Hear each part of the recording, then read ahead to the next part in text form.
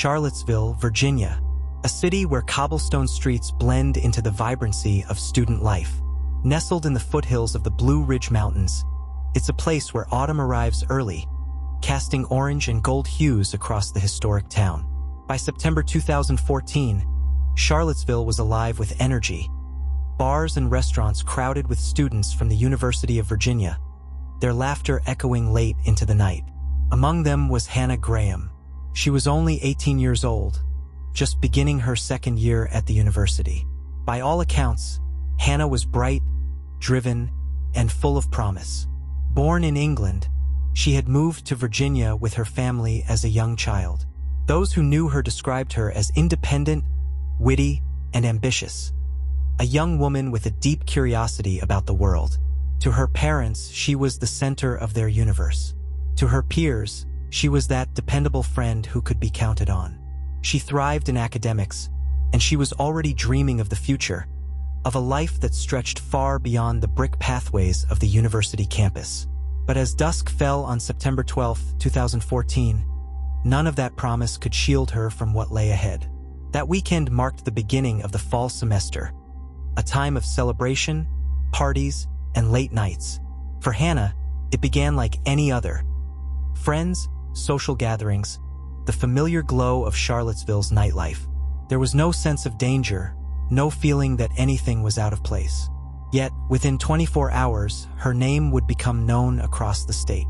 And within weeks, across the nation. Because on the night of September 13, 2014, Hannah Graham would vanish without a trace. Friday, September 12, 2014, began like any other day for Hannah Graham. Classes, casual conversations with friends, and plans for the weekend were all part of her routine. She was settling comfortably into her sophomore year at the University of Virginia, still adjusting to the freedom of campus life. That evening, Hannah decided to go out. Charlottesville's downtown mall, a pedestrian-only stretch lined with bars, restaurants, and shops, was a popular spot for students looking to escape the pressures of school. For many, it was a place of laughter and belonging. But for Hannah, it would become the backdrop to her final known movements. Around 9 p.m., Hannah attended a small party at a friend's apartment. Those present later recalled that she was in good spirits, though she had been drinking. At some point, she left, perhaps intending to meet others or to continue her night elsewhere. It wasn't unusual. Charlottesville was considered safe, and students frequently walked the streets at night without hesitation. By 11 p.m., she was seen again at another gathering. Witnesses remembered her as buzzed, but not incapacitated. She was still in control, still functioning, but as the night wore on, her condition appeared to worsen. Alcohol blurred her judgment, and that vulnerability, in hindsight, would make her an easy target. Just before midnight, Hannah texted friends that she was on her way to a party, but her tone suggested some confusion. Her texts didn't line up with where she actually was. Somewhere between intention and reality, Hannah's night began to fragment. Surveillance footage later became critical to reconstructing those missing pieces. At 12:46 a.m., cameras captured Hannah walking alone through the downtown mall. She appeared unsteady, weaving slightly as she moved. Wearing a black crop top and patterned pants, she was clearly identifiable, though she seemed disoriented. Moments later, another camera showed her passing a service station, at one point running before slowing again. To some, it appeared as though she was looking for help or trying to find her way back. To others, it was the staggering movement of someone lost, vulnerable, and intoxicated. By 1 a.m., multiple witnesses noticed Hannah wandering the streets. She was seen speaking briefly to strangers, though none reported anything unusual at the time. But one detail stood out. She was moving further away from the safety of campus and deeper into Charlottesville's nightlife district. It was during this window of time that Hannah encountered Jesse Matthew, the man who would later become the prime suspect in her disappearance. At first, witnesses recalled seeing them together casually, even noting that he put his arm around her as though he were guiding her. To strangers passing by, it might have looked like a friend helping another friend home. But the reality was far darker. Matthew, a local hospital worker and former cab driver, was no stranger to law enforcement. Though unknown to Hannah, he had a troubling history of accusations tied to sexual violence. That night, under the cover of laughter, music, and dim streetlights, he blended into the crowd, presenting himself as a rescuer rather than a predator. For Hannah, the cameras tell the last part of her story. At 1:20 a.m., she was spotted walking alongside Matthew on surveillance video outside a pub.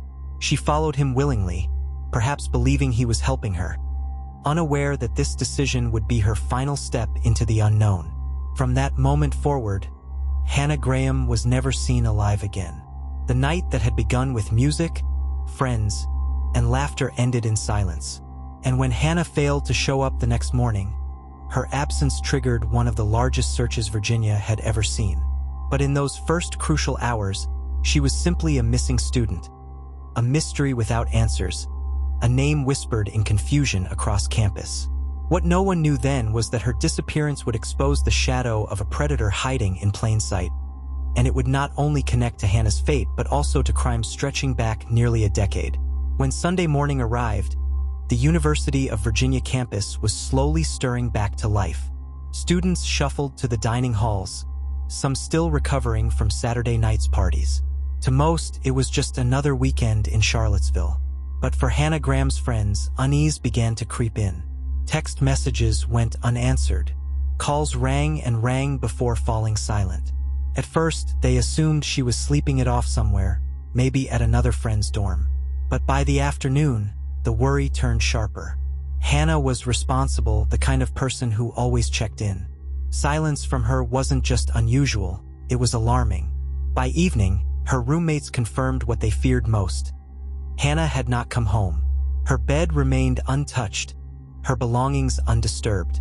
That single fact shattered any hope that this was a simple misunderstanding. Something was wrong. Her parents, John and Sue Graham, were contacted immediately. From their home in Northern Virginia, panic set in as they tried to reach their daughter. Within hours, they were in the car, making the drive down to Charlottesville, their minds racing through every terrifying possibility. That Sunday night, the Charlottesville Police Department received the official missing persons report. To the officers on duty, it was a delicate situation. College students often disappear for a day or two, crashing at a friend's place, taking an impromptu trip, or simply avoiding calls. But Hannah's case felt different. She wasn't reckless. She wasn't the type to vanish. By Monday morning, September 15th, the investigation had already gained traction. Detectives began retracing her steps, interviewing friends, and reviewing camera footage from downtown. What they uncovered was chilling. The last known images of Hannah showed her walking through the pedestrian mall, appearing lost and vulnerable. And then she was not alone. A tall man in a white shirt could be seen trailing closely behind her, a shadow that investigators would soon learn belonged to Jesse Matthew Jr. For the people of Charlottesville, word spread quickly. Flyers with Hannah's photo began to appear across campus and downtown. Students organized search groups, canvassing nearby neighborhoods, calling out her name into the empty air. And as her disappearance gained statewide attention, a question began to hang heavy over the city. Was this the act of a random stranger, or the work of someone who had done this before? What no one realized then was that the search for Hannah Graham would not only uncover the truth of her final night, but also force the city to confront the presence of a predator who had been hiding in plain sight for years. As the hours turned into days, the disappearance of Hannah Graham shifted from a family's nightmare into a city-wide mobilization. Charlottesville police launched an intensive search effort, calling in state resources, canine units, and volunteers who combed through fields, wooded areas, and the winding trails surrounding the University of Virginia. Her friends recounted their last memories of her that Friday night. Hannah, dressed casually, setting out for an evening with classmates, later seen at an off-campus party. But what began as a night of celebration took a disorienting turn. Witnesses remembered her leaving alone, texting a friend that she was lost. That final message was time-stamped at 1:20 a.m., a clue that would become chilling in hindsight. Detectives worked quickly to piece together her last known movements. Surveillance cameras provided the first critical breakthroughs. Footage captured Hannah walking unsteadily through the downtown pedestrian mall, a hub filled with late-night bars and restaurants. In one video, she appeared to be approached by several men. Some offered assistance, while others seemed to shadow her path. Among the images, one figure stood out. A tall man, muscular, dressed in a white shirt, was walking beside Hannah as she moved further into the night. Investigators froze on the grainy, still frame, studying his body language and proximity. Who was he? A good Samaritan trying to help, or something far more sinister? The release of the footage ignited the public. Suddenly, the mystery wasn't just about Hannah. It was about the man at her side. Tips flooded in, and a name began to circulate. Jesse Matthew, a local man with ties to both the university and the community. He was quickly identified as the last person seen with Hannah before she vanished. For the police, the investigation had shifted. What began as a missing person search was now orbiting around a new, darker possibility. That Hannah had not simply wandered off, but had crossed paths with someone who knew exactly how to make people disappear. Jesse Leroy Matthew Jr. At first glance, he seemed unremarkable. A 32-year-old local, employed as a hospital worker, and a former college athlete with deep ties to the area. But behind that facade, investigators began to sense a pattern of shadows. Detectives brought Matthew in for questioning, hoping for clarity. In those early encounters, he did not appear rattled. He acknowledged being with Hannah on the night she vanished, even claimed he had bought her a drink, but insisted he had parted ways before anything happened. To some, his demeanor suggested calm cooperation. To others, it felt too rehearsed, like a man who had practiced how to explain away the unexplainable. But as investigators dug deeper, cracks began to show. His vehicle, a burnt orange Chrysler, drew particular attention. Witnesses recalled seeing it near the downtown mall that night. When forensic teams examined it, they discovered fibers and traces that hinted at more than just a chance encounter. The evidence suggested proximity, perhaps even violence. Meanwhile, Matthew's behavior outside the interview room raised further alarms. When police attempted to bring him back in for follow-up questioning, he abruptly vanished. Days passed, and he was nowhere to be found. What had been a case about a missing young woman was now also a manhunt. For the public, the revelation was chilling. Hannah Graham was missing. The last man seen with her was now running. And in the collective consciousness of Virginia, a terrifying thought began to take hold. Predators don't suddenly appear. They leave trails. The question now was, what would happen when investigators followed Jesse Matthews? In the days that followed Jesse Matthews' disappearance, Charlottesville shifted into a city on edge. The missing girl and the missing man were now two threads tangled together, and both were pulling the community into a spiral of fear. Police announced that Matthew was officially wanted for questioning, not just as a witness, but as a potential suspect. His sudden flight had transformed the narrative. People asked the same unsettling question. If Matthew was innocent, why had he run? As the manhunt widened, investigators retraced his movements in the days after Hannah vanished. They learned that he had driven his car, a burnt orange Chrysler coupe, out of town, and then abandoned it in a relative's driveway in a neighboring county. Inside, evidence was found that only deepened suspicions. Fibers, DNA traces, and other forensic material hinted that Matthew had not just been with Hannah that night. He may have been the last person to see her alive. The search for Matthew became a public spectacle. News outlets across Virginia and beyond broadcast his photograph, urging citizens to stay alert. Tips poured in sightings at gas stations, on back roads, in small towns across the state. Some were false leads, but others painted the picture of a man deliberately trying to disappear, moving quickly and staying just ahead of authorities. Meanwhile, Hannah's family lived in a state of torment. Every day without answers was agony. They held press conferences, pleading with the public to come forward with anything they knew, while volunteers continued searching fields, woods, and rural roadsides. The question that haunted everyone was the same. Where was Hannah? When investigators widened their lens on Jesse Matthew, what they found was far more disturbing than anyone expected. His name wasn't just a blip in Hannah Graham's case. It was tethered to a history of violence that had, until then, remained in the shadows. Detectives learned that nearly a decade earlier, In 2005, a young woman named Morgan Harrington had disappeared under eerily similar circumstances. She was a 20-year-old Virginia Tech student who had traveled to Charlottesville for a Metallica concert at the University of Virginia. Sometime during the night, she became separated from her friends and was last seen walking alone near the university grounds. Hours turned into days, and just like Hannah, Morgan never came home. Months later, hunters stumbled upon her remains in a remote field outside the city. Her murder shocked Virginia, but despite exhaustive efforts, no suspect was ever identified.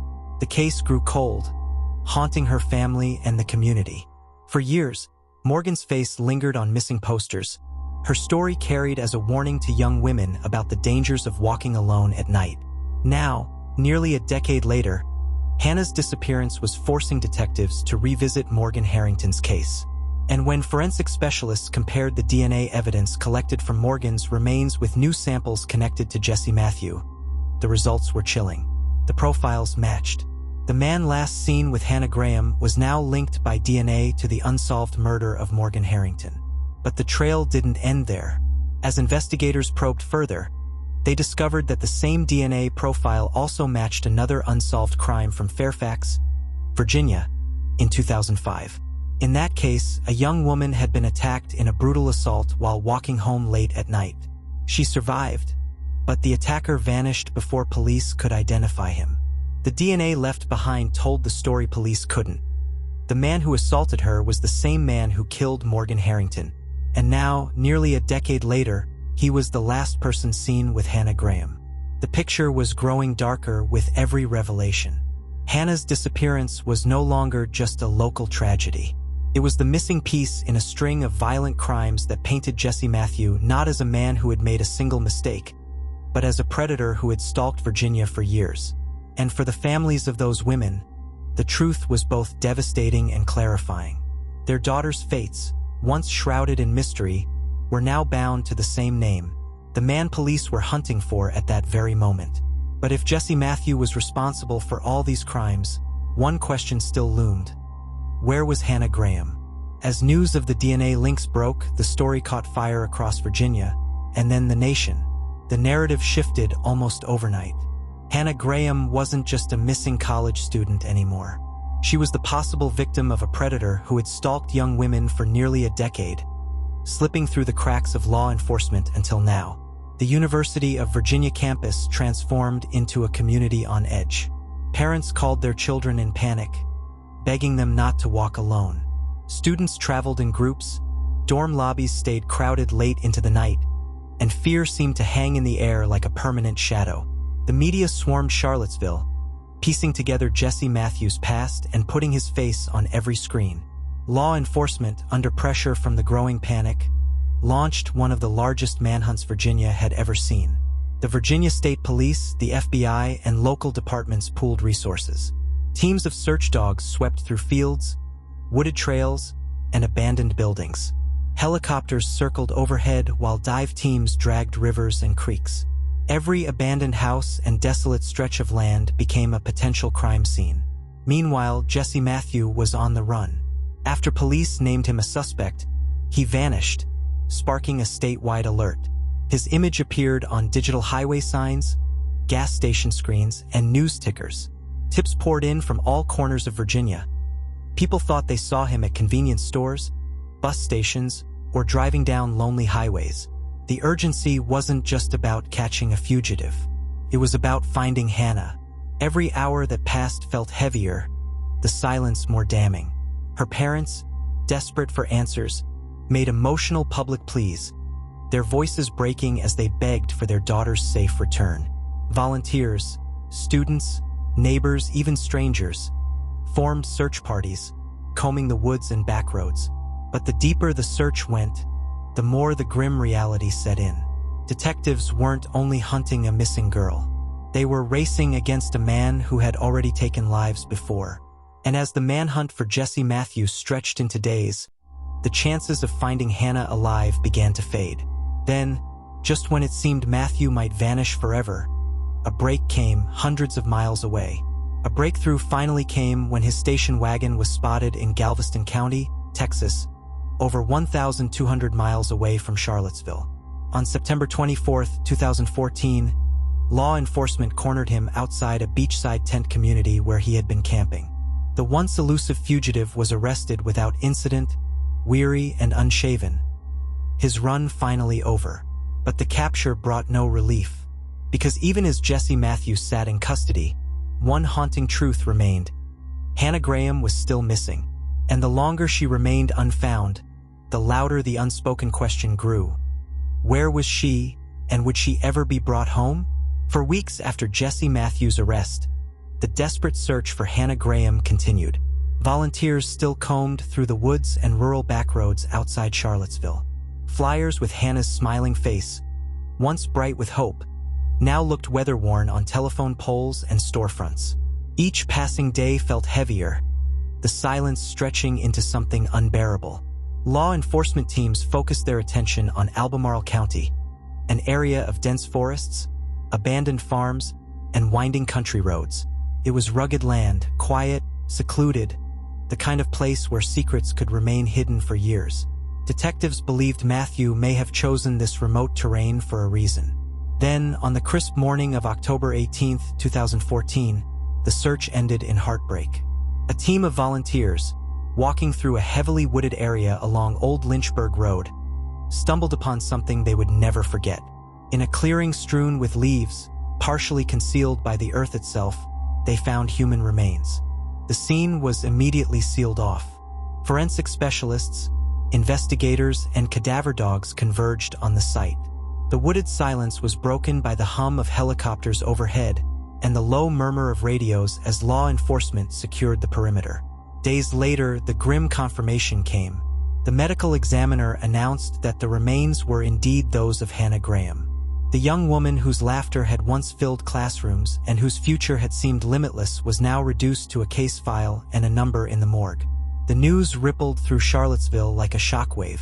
At the University of Virginia, students gathered for yet another vigil, this one steeped in grief rather than hope. Candles flickered in the autumn wind as hundreds bowed their heads in silence.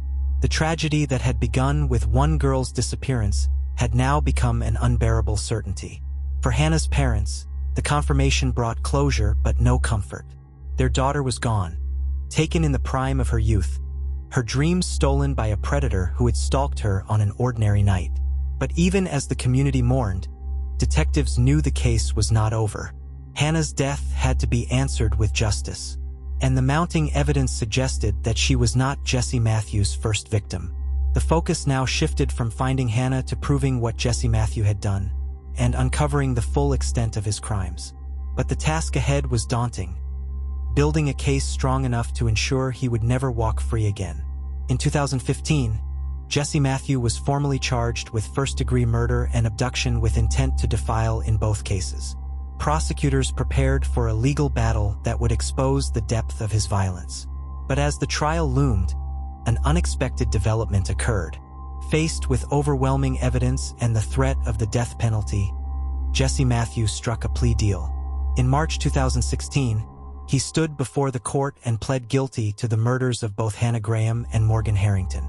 In exchange for his guilty plea, prosecutors removed the death penalty from consideration. Instead, Jesse Matthew was sentenced to 4 consecutive life terms in prison without the possibility of parole. The courtroom that day was heavy with emotion. Families of both victims sat only a few feet away from the man who had destroyed their worlds.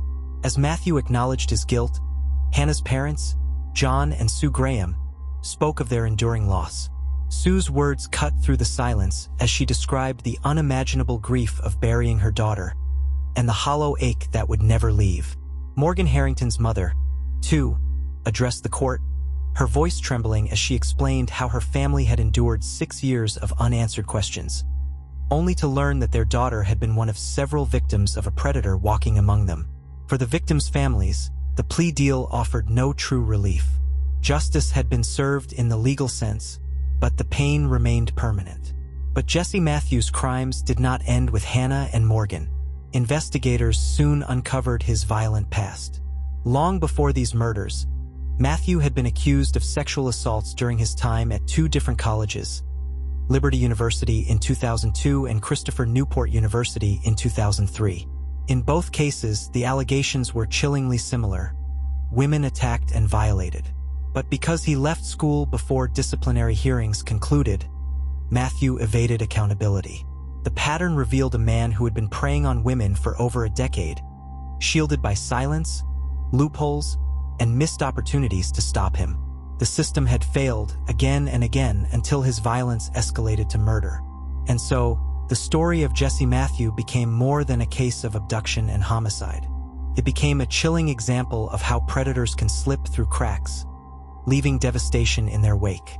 Today, Matthew sits behind bars, serving out the rest of his life in prison. In 2019, he was also diagnosed with advanced colon cancer, a disease that may claim his life before his sentence ends. But for the families of Hannah Graham and Morgan Harrington, no outcome in a courtroom or in a prison cell could undo the loss. Their daughters' lives had been full of promise, their futures limitless, until one man stole them away.